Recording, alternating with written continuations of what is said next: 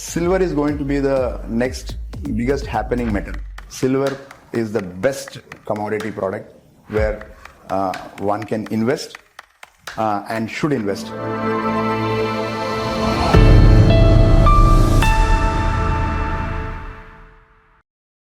നമസ്കാരം sir. Sir മുൻപൊരു channel ഇന്റർവ്യൂവിൽ ഗോൾഡിന്റെ പെർ ഗ്രാം റേറ്റ് 7500 രൂപ വരെ എത്താനുള്ള സാധ്യതകൾ പ്രവചിച്ചിരുന്നു. സാർ എങ്ങനെയാണ് അത്തരമൊരു അനുമാനത്തിലെത്തിയത്? ഗോൾഡിന്റെ റേറ്റ് 7500 എത്തുമെന്ന് ഞാനൊരു TV ചാനലിന്റെ ആങ്കറിനോട് പറഞ്ഞപ്പോൾ ഞാൻ അതിനെ കുറച്ച് സ്പെസിഫിക് റീസൺസ് പറഞ്ഞിട്ടുണ്ടായിരുന്നു. ലൈക്ക് ഗ്ലോബൽ എക്കോണമിയിൽ ഇന്ന് നടക്കുന്ന ഇഷ്യൂസ് ലൈക്ക് റഷ്യ യുക്രൈന്റെ യുദ്ധം, ഇസ്രായേൽ പാലസ്തീന്റെ പ്രശ്നങ്ങൾ, അത് അവിടെ വെച്ച് മാത്രം തീരാതെ പിന്നെയും കണ്ടിന്യൂ ആയി ഇസ്രായേൽ ഇറാൻ വരെ എത്തി പ്രശ്നങ്ങൾ. അപ്പൊ ലോകത്തില് എപ്പോഴൊക്കെ ഫിനാൻഷ്യൽ ക്രൈസിസ് ആയാലും എക്കണോമിക് ക്രൈസിസ് ആയാലും ഇല്ലെങ്കിൽ ഒരു യുദ്ധത്തിന്റെ സാഹചര്യങ്ങൾ ഉണ്ടായാലും ഏറ്റവും കൂടുതൽ ഓഹരി മാർക്കറ്റിൽ നിന്ന് ഇൻവെസ്റ്റേഴ്സിന്റെ കംപ്ലീറ്റ് ഇൻവെസ്റ്റ്മെന്റ് മാറുന്നത് ഗോൾഡിലേക്കായിരിക്കും. അപ്പോൾ ഇങ്ങനത്തെ ഒരു സാഹചര്യത്തിൽ എപ്പോഴും ക്രൂഡിന്റെയും ഗോൾഡിന്റെ വില ഓട്ടോമാറ്റിക്കലി കൂടിക്കൊണ്ടിരിക്കും. അപ്പൊ അതിന്റെ ഒരു ഗ്ലോബൽ ഫിനോമിന തന്നെ വിച്ച് സേസ് ദാറ്റ് ക്രൈസിസ് വരുമ്പോൾ എപ്പോഴും ഗോൾഡ് മെറ്റലിന് വേണ്ടി അതിന്റെ ആവശ്യക്കാരും അതിൽ ഇൻവെസ്റ്റ് ചെയ്യുന്ന ഇൻവെസ്റ്റേഴ്സിന്റെയും എണ്ണം കൂടും. അപ്പൊ ഓട്ടോമാറ്റിക്കലി ബയേഴ്സ് കൂടുമ്പോൾ ഗോൾഡിന്റെ റേറ്റും കൂടും. അതായിരുന്നു മെയിൻ കാരണം ഗോൾഡിന്റെ റേറ്റ് കൂടാൻ. ഒരു സെക്യൂർഡ് അസറ്റ് എന്ന പദവിയിലേക്ക് ഗോൾഡ് എത്താനുള്ള കാരണങ്ങൾ എന്തെല്ലാമാണ്? ഗോൾഡ് സെക്യൂർഡ് അസറ്റിലേക്ക് വന്നു എന്ന് ജനങ്ങള് ഇല്ലെങ്കിൽ നമ്മളെപ്പോലത്തെ ആൾക്കാർ ഒരു ചർച്ചാ വിഷയം ഇല്ലെങ്കിൽ ഒരു ഡിസ്കഷന്റെ പോയിന്റിലേക്ക് വന്നിരിക്കുന്നത് മേ ബി ബിക്കോസ് ഗോൾഡിന്റെ റേറ്റ് ഇത്രയും കൂടിക്കൊണ്ടിരിക്കുന്നുണ്ട്.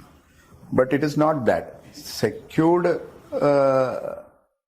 ഒരു പ്രോഡക്റ്റ് അല്ലെങ്കിൽ ഒരു സെക്യൂർഡ് അസറ്റ് എന്ന് പറയുന്ന ഗോൾഡിനെ വ്യാഖ്യാനിക്കുക എന്ന് പറയുമ്പോൾ അത് ഇന്ന് കാലം തൊട്ടല്ല, അത് യുഗങ്ങൾ എത്ര നിങ്ങൾ യുഗങ്ങൾ ബാക്കിലേക്ക് പോയാലും രാജാക്കൾ ഭരിക്കുന്ന സമയം തൊട്ട് തന്നെ ഗോൾഡിന് ഏറ്റവും കൂടുതൽ പ്രയോറിറ്റി കൊടുത്തുകൊണ്ടിരുന്ന കാലം തന്നെയായിരുന്നു അന്നും ഇന്നും.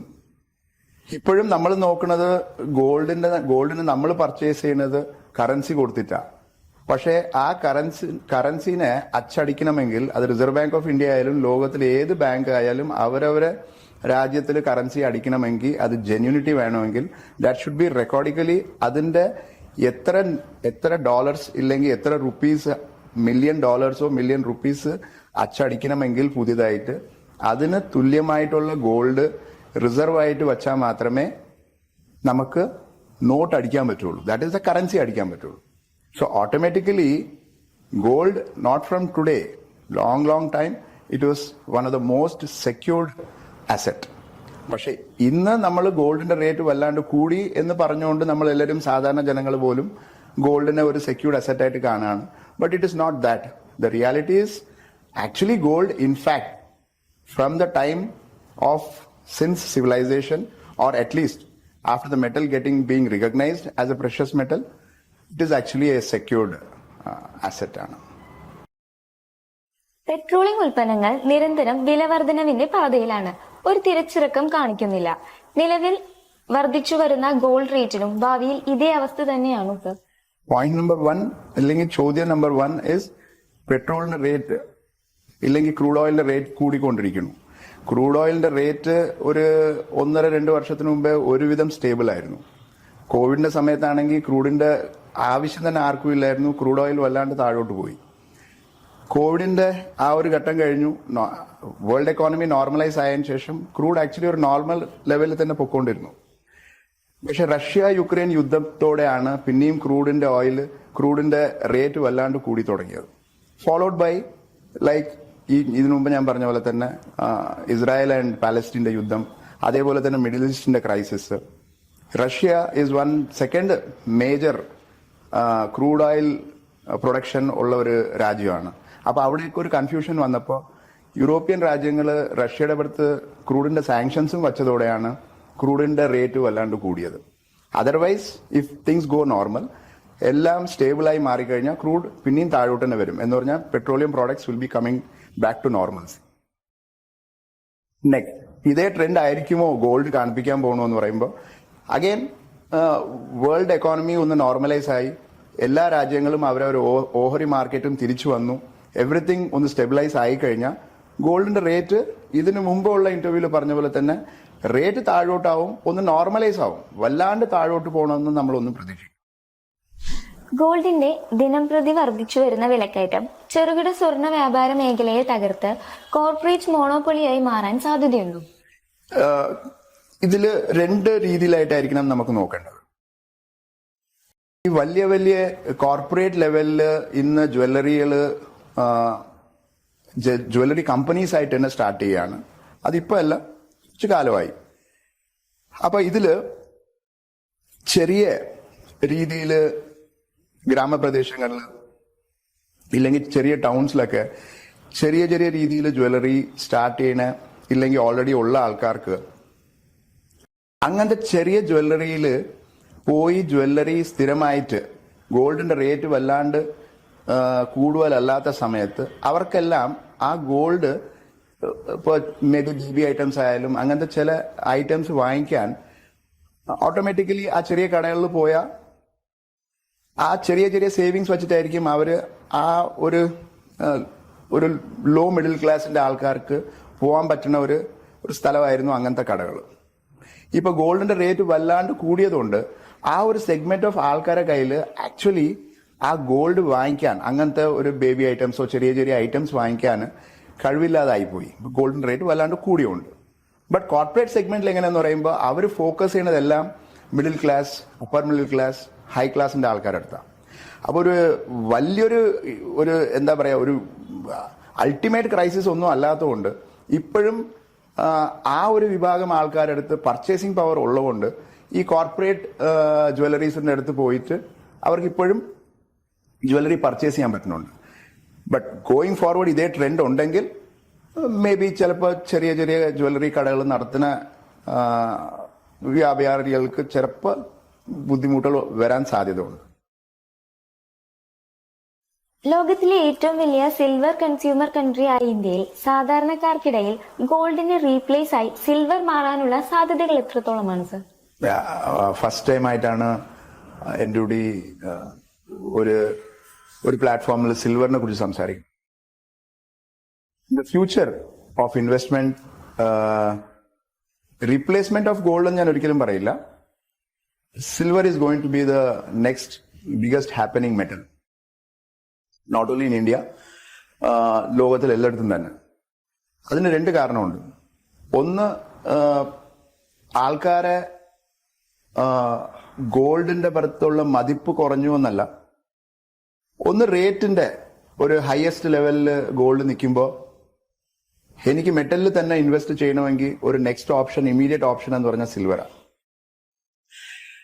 നെക്സ്റ്റ് ഒരു ഇൻവെസ്റ്റർ നോക്കണമെന്ന് പറയുമ്പോൾ ഇത്രയും വില കയറി നിൽക്കുന്ന ഒരു മെറ്റലിൽ ഞാൻ ഇൻവെസ്റ്റ് ചെയ്യുന്ന കാട്ടിയും നെക്സ്റ്റ് അതിന് ലൈനപ്പ്, നെക്സ്റ്റ് സെക്കൻഡറി ലൈനപ്പിൽ നിൽക്കുന്ന സിൽവറിന്റെ പുറത്ത് ഞാൻ ഇൻവെസ്റ്റ് ചെയ്ത് കഴിഞ്ഞാൽ അതിന്റെ ഗ്രോത്ത് ചിലപ്പോൾ 2 ഇരട്ടി 3 ഇരട്ടി ആയിരിക്കും ഗോൾഡിനെ കാട്ടിയും റിട്ടേൺസ് കിട്ടുന്നത്. സോ അതുകൊണ്ട് the next happening metal is going to be silver. അതിൽ നമ്മൾ ട്രഡീഷണൽ ആയിട്ട് സിൽവർ ഐറ്റംസ് ഇല്ലെങ്കിൽ സിൽവർ പർച്ചേസ് ചെയ്യുന്ന ഒരു രാജ്യമായിട്ട് നമ്മൾ നോക്കണ്ട. എൻറ്റയർ ലോകത്തിൽ തന്നെ people will start investing in silver. Already start investing എന്ന് മാത്രമല്ല, already have started investing in silver. North ഇന്ത്യയിലൊക്കെ പല ധനകാര്യ സ്ഥാപനത്തിൽ ഇന്ന് ഗോൾഡിന്റെ അഗെയിൻസ്റ്റ് എങ്ങനെയാണോ ലോൺ കൊടുക്കുന്നത്, ഓൾറെഡി നോർത്ത് ഇന്ത്യയിൽ പല ധനകാര്യ സ്ഥാപനങ്ങൾ സിൽവറിന്റെ അഗെയിൻസ്റ്റും ലോൺ കൊടുത്തു തുടങ്ങി. എന്ന് പറഞ്ഞാൽ പ്രൈവറ്റ് സ്ഥാപനങ്ങൾ പോലും അതിന് അത്രമാത്രം ഇമ്പോർട്ടൻസ് കൊടുത്തിട്ടുണ്ട്.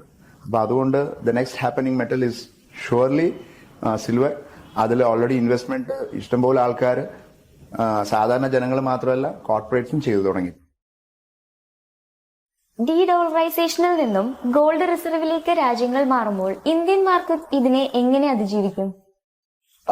ഡീഡോളറൈസേഷൻ എന്ന് പറയുമ്പോൾ നമ്മൾ ചരിത്രത്തിലേക്ക് പോയി കഴിഞ്ഞാൽ nothing is going to remain forever. അപ്പോൾ എല്ലാത്തിനും ഒരു അപ്പർ സൈഡ് ഉണ്ടാവും. അപ്പോൾ dollar controlling the world or world economy ഇപ്പോ ഒരു ചെറിയ രീതിയിൽ താഴോട്ട് വന്നുകൊണ്ടിരിക്കുക.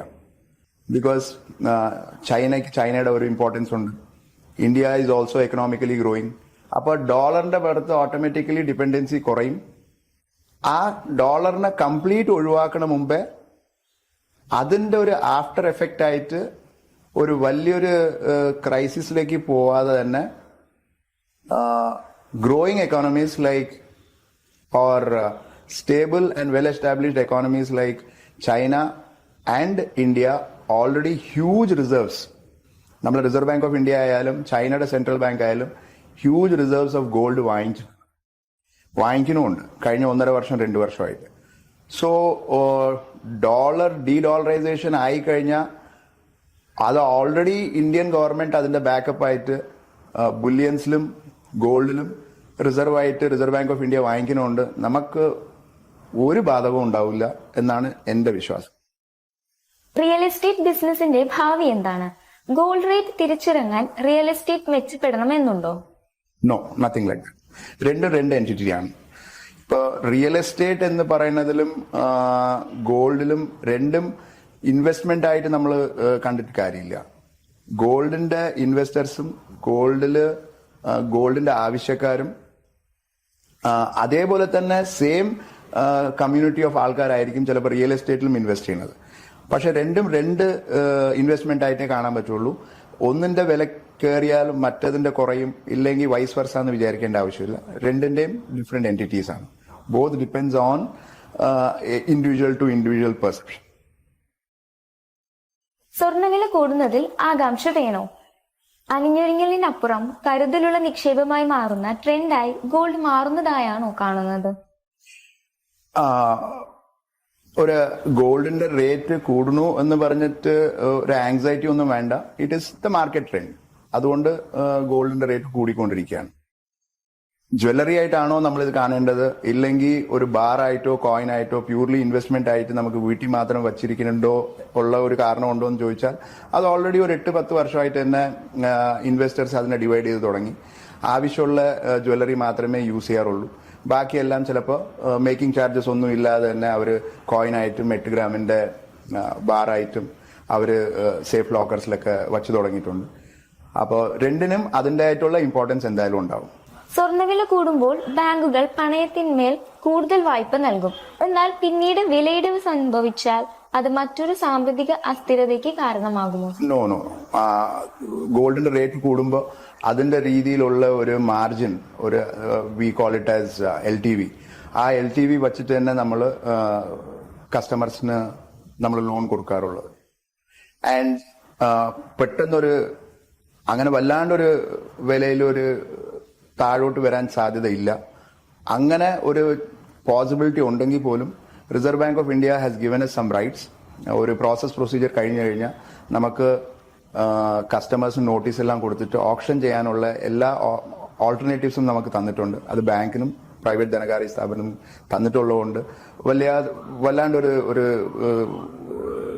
ഒരു ക്രൈസിസിലേക്ക് പോകാൻ ചാൻസ് ഉണ്ട്. സാർ, സ്വർണം നിലവിലെ സാഹചര്യത്തിൽ മികച്ച നിക്ഷേപമാണ്. എന്നാൽ സാധാരണക്കാർക്കിടയിൽ ഗോൾഡ് നിക്ഷേപം പെട്ടെന്ന് ആക്സസിബിൾ അല്ല. സ്വർണത്തെ പോലെ തന്നെ വിശ്വസിക്കാൻ സാധിക്കുന്ന മറ്റു നിക്ഷേപങ്ങളെ കുറിച്ച് ഒന്ന് വിശദീകരിക്കാമോ? കമോഡിറ്റി മാർക്കറ്റ് ആണെങ്കിൽ ഇതിനു മുമ്പ് തന്നെ ഞാൻ നിങ്ങളോട് പറഞ്ഞ പോലെ in today's market scenario silver is the best commodity product where one can invest and should invest. That is what is my suggestion and advice. വരും ദിവസങ്ങളിലും ഇല്ലെങ്കിൽ വരും കാലത്തിലും സിൽവറിന് നല്ല രീതിയിലുള്ള വിലക്കയറ്റം ഉണ്ടാവും. ഇന്ന് സിൽവറിനെ കുറിച്ച് അധികം ആൾക്കാർ സംസാരിക്കാത്തതെന്ന് പറയുമ്പോൾ it is getting overshadowed. Actually സിൽവറിന്റെ റേറ്റും കയറിക്കൊണ്ടിനെ ഇരിക്കുകയാണ്. അത് കറക്റ്റായിട്ട് കമോഡിറ്റി മാർക്കറ്റ് ശ്രദ്ധിക്കുന്ന ആൾക്കാർക്കേ മനസ്സിലാവുള്ളൂ. സാധാരണ ജനങ്ങളുടെ ഇടയിൽ ഗോൾഡ് എന്ന് പറയുന്ന ഒരു കമോഡിറ്റി വല്ലാണ്ട് ഓവർ ഷാഡോ ചെയ്യാണ് സിൽവറിന്.